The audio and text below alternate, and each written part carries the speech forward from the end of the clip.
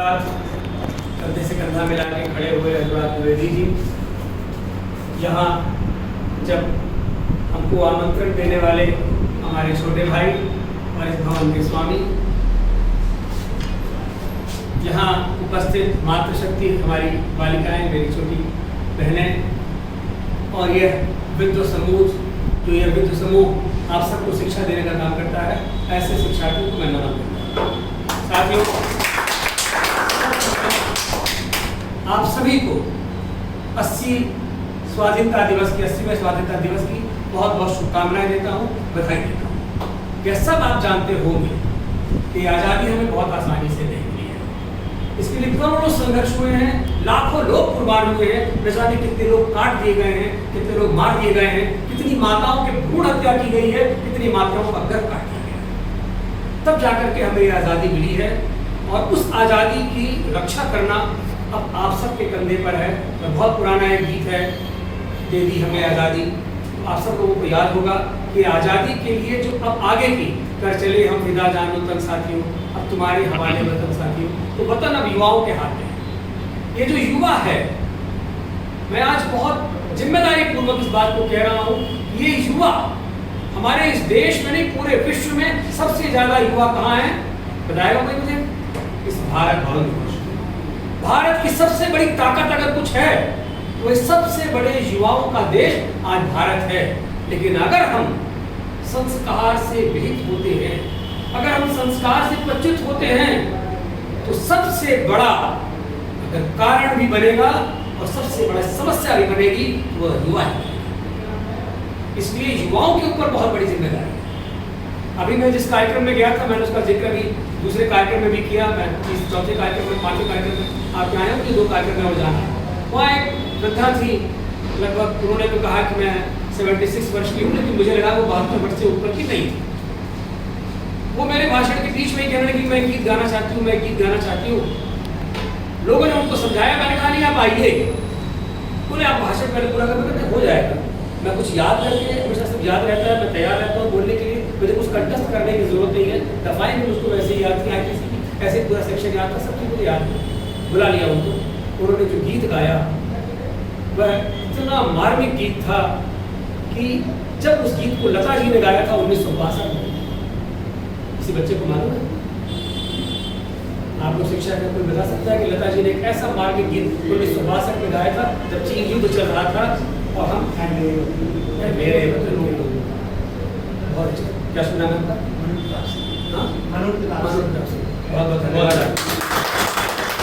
मैं उद्बोधन यहाँ नहीं करूँगा मित्र, क्योंकि मैं उद्बोधन जब कभी और अवसर आएगा करूँगा। तो आज मैं क्विज ही आप लोगों के साथ खेलना चाहता हूँ और मैं जानना चाहता हूँ, मैं मालूम है आप सब बहुत विद्वान हैं, सब बहुत लवेड हैं, लेकिन अपने देश के बारे में कितने कृतज्ञ हैं और अपने देश के लिए कितना याद रखते हैं? क्योंकि उन्होंने तो बहुत गुमराह किया। उन्होंने इस देश के सबसे बड़े सूरमा को, जिसने उस लड़ाई को लड़ा, क्योंकि 1000 वर्ष की गुलामी और उसके बाद 300 वर्ष की गुलामी ब्रिटिश हुकूमत थी। और उस गुलामी के बाद अगर हम सब ने संघर्ष करके इस आजादी को प्राप्त किया तो 14 तारीख विभाजन विभीषिका, वह विभाजन विभीषिका जिसको याद करके आपके रोंगटे खड़े हो जाएंगे।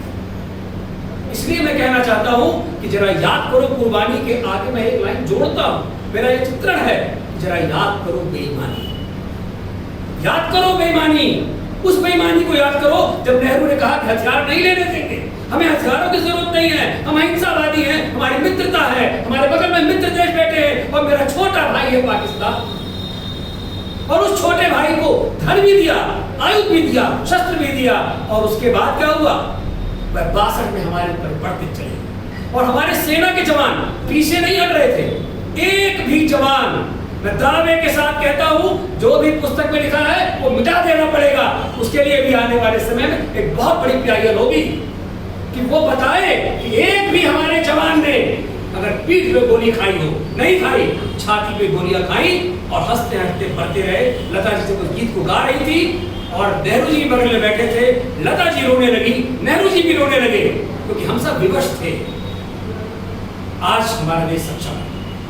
आज हम जिस आयुध में दलाली खाई जाती थी, जिस आयुध के सौदों में दलाली होती थी, अब उस आयुध में हम आयुध बना रहे हैं और विदेशों को निर्यात कर रहे हैं। देश मांग रहा है आज माताओं के ऊपर, बहनों के ऊपर, हमारी छोटी बच्चियों के ऊपर एक बहुत बड़ा दायित्व है, गुरुजनों के ऊपर बहुत बड़ा दायित्व है कि जब भी बच्चों को पढ़ाएं तो कहीं ना कहीं अपने संस्कार को आगे ले आए, अपनी संस्कृति को उनको बताएं। शंख क्या है, चक्र क्या है, पद्म क्या है, गदा क्या है, धनुष क्या है, कौन हमारे देश के सूरमा हुए, कैसे वो लड़े, कैसे उन्होंने प्राप्त किया। आप याद करो उस समय को। आज आपके पास एक मोबाइल है, आपके पास इंटरनेट है, आपके पास बहुत सारी सुविधाएं हैं। उस समय जब हम आजादी के लिए लड़ रहे थे तो न धन था, न संपदा थी, न शक्ति थी, सिर्फ शक्ति थी और हौसला था। ब्रिटिश हुकूमत ने लिखा कि जब काकोरी कांड हुआ तो उन्होंने कहा कि जब ट्रेन लूट ली गई धन के लिए, तो लोगों ने कहा ये हौसले से लूटा गया, जिसके पास कोई हथियार नहीं था। 3 लोग वहां पहुंचते हैं, ट्रेन को रोकते हैं, चढ़ते हैं और उसका सामान लूट लेते हैं। पहली बार वह उसको इसलिए प्रयोग करते हैं कि हथियार भी आ जाएगा और धन भी आ जाएगा। तो मैं आप सबको बताऊंगा कि कैसे सबने संसाधन एकत्र किए। अभी एक मिरकरी हो रही थी। मैं नहीं कहता हूं कि आप सब लोग जाइए सेना के जवान की तरह बंदूक लेके सीमा पे खड़े हो जाइए, मैं नहीं कहता हूं। लेकिन जहां हैं, जिस रूप में हैं, जिस देश में हैं, वहां अपनी पूरी जिम्मेदारी निभाई। महाराणा प्रताप को भगोड़ा कहने वाले वो लोग, एक इतिहास साक्षी है, 10 बार बाबर को क्षमा किया, 10 बार, क्योंकि हमारी संस्कृति थी, हमारी सभ्यता थी, उन्होंने संस्कृति से समझौता नहीं किया। तो उस इतिहास को बदलना है आपको, ये हमें बहुत आसानी से नहीं मिली। और अब आज जो भारत खड़ा हुआ है आपके सामने, उस भारत की तरफ नजर उठा के देखने का दुस्साहस भी कोई नहीं करेगा। प्रगतिशील भारत है, आत्मनिर्भर भारत है, आगे बढ़ने वाला भारत है, सोचने वाला भारत है। और युवाओं के ऊपर एक बहुत बड़ी जिम्मेदारी है कि हमें जेन जी नहीं बनना है, हमें कॉकरोच नहीं बनना है, हमें खींच करके लोगों को पीछे नहीं ढकेलना है। 19 दिन सच चली, पूछेगा ना भारत, आज पूछिए उनसे, अपने ट्विटर से पूछिए, अपने फेसबुक से पूछिए कि 19 दिन संसद तुमने क्यों नहीं चलने दी। क्योंकि जो बेईमानी उस दिन हुई थी जब सरदार वल्लभ भाई पटेल को प्रधानमंत्री नहीं बनने दिया गया, वो बेईमानी कांग्रेस की आपको याद रखनी है। आपको हर बेईमानी याद रखनी होगी कि जब उन्होंने वर्शिप एक्ट लागू किया। क्या है वर्शिप एक्ट, तो बताएगा मुझे। वर्शिप एक्ट इस देश में नेहरू जी ने 1950 का भी इंतजार नहीं किया। उन्होंने सोचा कि संविधान बन जाएगा तो तमाम अड़चनें पैदा हो जाएंगी, उन्होंने वर्शिप एक्ट लागू किया। वर्शिप एक्ट क्या था कि कोई भी अल्पसंख्यक, चाहे वो क्रिश्चियन हो, चाहे वो मुस्लिम हो, वो अपनी शिक्षा कहीं भी दे सकता है, वो कहीं इबादत कर सकता है, सार्वजनिक जगह हो, घर हो, किसी की जगह हो, वहां बना सकता है, तो कोई रोक नहीं सकता। चिन्हट चौराहे पर भी मस्जिद बना के तैयार हो गई है, मार्ग बाधित है, वर्षों से लोग उसके अगल बगल से जा रहे हैं, गलियों में जीने को मजबूर है, लेकिन जो पूरा मैदान था वो कब जाए। लेकिन हिंदू अपनी संस्कृति, अपनी सभ्यता, अपनी पुस्तक, अपनी ये धार्मिक ग्रंथ कहीं पर भी सार्वजनिक रूप से नहीं कर सकता, मंदिर नहीं बना सकता। आज अगर आपको ये राइट मिला, सबसे बड़ी बात जो मैं आपसे बताना चाहता हूँ कि अगर आज ध्वजा लगाया है इन्होंने ऊपर, हनुमान जी बगल में बैठे थे, बहुत अच्छा दृश्य था, मैंने पहली बार देखा। अभी पूछ मैं इस बात से और साधुवाद दूंगा, धन्यवाद दूंगा, क्योंकि हनुमान जी भी केतु हैं, केतु के ऊपर बैठते हैं। जब युद्ध हो रहा था महाभारत का, तो वहां भी वो हनुमान जी केतु के ऊपर ही विराजमान थे। कृष्ण ने दिखाया कि देखो हनुमान जी बैठे हैं ध्वजा, तो आपने भी ध्वजा के साथ बैठाया है। लेकिन क्या झंडा लगाने का हक किसी को था? 2014 से पूर्व किसी के पास सिर्फ आप 15 अगस्त को झंडा लगा सकते थे और शाम होने से पहले हटा के लगाना। उस संविधान को भी बदला प्रधानमंत्री नरेंद्र मोदी जी ने। तो साथियों, आप सबको ये देखना है। मैं पूछना चाहता हूँ कि प्रधानमंत्री किसके हैं? किसके हैं? सबके हैं। किसी एक जाति के नहीं है, किसी एक वर्ग के नहीं है, वह किसी एक पार्टी के नहीं है, सबके हैं। मुख्यमंत्री योगी आदित्यनाथ किसके हैं? कौन उनके ऊपर दुष्ट लोग जो प्रहार करते हैं, जाति का आरोप लगाते हैं? क्या हमारे संविधान में इसकी चर्चा है? नहीं लगा सकते आरोप, वो सबके हैं। लेकिन आप बेबसी से उनके ऊपर आरोप लगाते हैं और हम मौन हैं, हम मौन होकर सुनते हैं, क्योंकि हमारे पास समय नहीं है। We are very busy. We all are busy and engaged. Such a times we have no time to spend. Why we waste our time? This is the politician's responsibility. It's not our responsibility, but this is our responsibility. Because आने वाला कल आपका है, आपके बाल बच्चों का है, आपका भविष्य है। अगर हमने उस जिम्मेदारी को न निभाया होता तो आप लोग के लिए दिक्कत होती, आजाद भारत में सांस नहीं लेते। तो साथियों, अभी जो 19 दिन तक संसद रोकी गई, 1 मिनट का खर्चा 3 लाख रुपए है, 3 लाख समथिंग थाउजेंड, गूगल पे देख लीजिए। और 19 दिन तक संसद नहीं चलने दी क्योंकि उसमें FCRA बिल आने वाला था। FCRA क्या है मुझे बताएगा? FCRA विदेश से आने वाला फंड है, फॉरेन करेंसी रेगुलेटरी, जो फॉरेन करेंसी रेगुलेट, बहुत अच्छी बात है। क्या शुभ नाम आपका? शैलेंद्र सिंह। तो ये जो है उसको आने वाला था जिससे हम बाहर से पैसा हिंदुस्तान नहीं ला सकते। उन्होंने कहा कि नहीं, इसको तो अगर कर देंगे तो जो पैसा आ रहा है उस पैसे से तो हम भारत टुकड़े होंगे तेरे अंदर, हम यहाँ गाली देंगे, वहाँ गाली देंगे, वहाँ गाली की कथा पढ़ेंगे, वहाँ बिक्री करेंगे, वहाँ गले लगाएंगे। अरे क्या है भाई, सब पता है गले लगाने की। आप प्रधानमंत्री का मजाक उड़ाओगे, मखौल उड़ाओगे वहाँ खड़े होगे। ये अधिकार किसने दिया? किसने दिया ये अधिकार?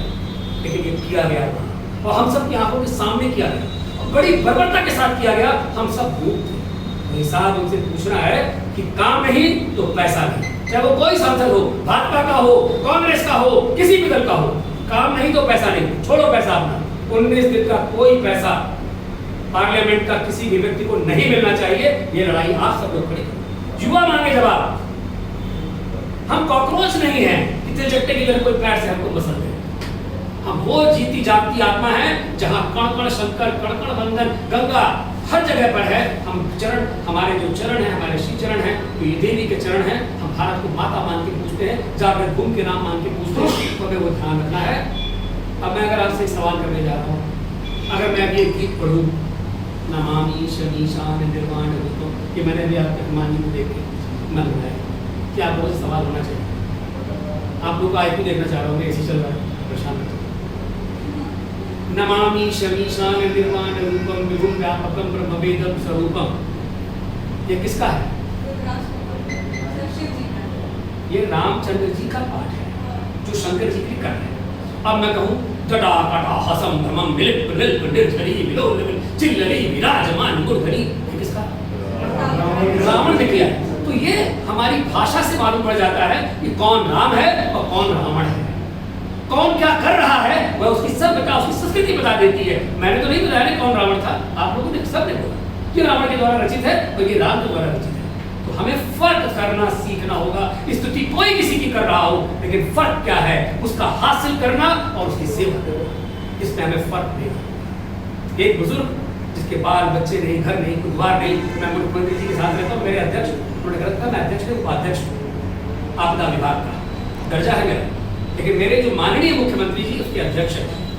मैं उनको देखता हूँ कि दाल जिसमें जो है घी भी नहीं होता, रोटी दो, लौकी की सब्जी, तोरई की सब्जी, पूरी जिंदगी बीत गई। हम उनके साथ रहते तो भगवान से मनाते का भोजन न करना पड़ेगा, क्योंकि हम खा नहीं पाएंगे और वो वही खा के जीते हैं और 19 घंटा आपके लिए सेवा में रहते हैं। आप उनके ऊपर छत्री होने का आरोप लगा के उनको बदनाम करोगे।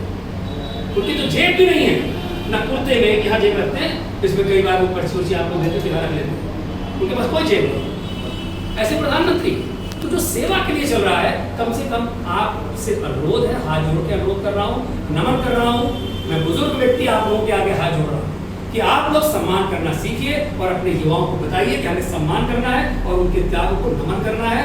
ये क्विज मैंने इसलिए खेला कि मैं जानना चाहूँ, क्योंकि मुझे बहुत अच्छा लगा जो मैंने पहली लाइन बोली कि आप सब विद्वानों के सामने मैं बोल रहा हूँ। मुझे बहुत खुशी हुई कि आप सब वाकई विद्वान हैं, बहुत बुद्धिमान हैं, बहुत अच्छे हैं। पुनः कभी मौका मिलेगा फिर बोलूँगा, आपको मैंने अतिक्रमण कर लिया है, मुझे लगता है कि